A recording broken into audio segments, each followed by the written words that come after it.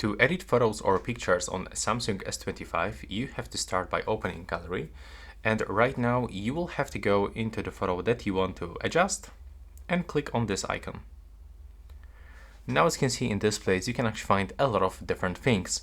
So first, you can actually change position of your photo, you can rotate, or for example, you can change size. Right here, you can also find some other things that you can adjust. In this place, when you click, we can actually change filters. So we can add new look into your photo.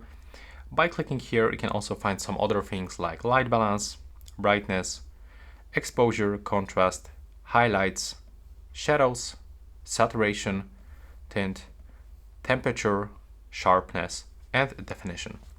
When you click here, you can actually draw on your photos, you can select something, you can put stickers on your photos. And when you go right here, you can find some other things like object eraser, you can use spot color, you can change, for example, style of this one. So it actually works like filters, but a little bit different one. And if you want to apply all of those changes, you have to click Done.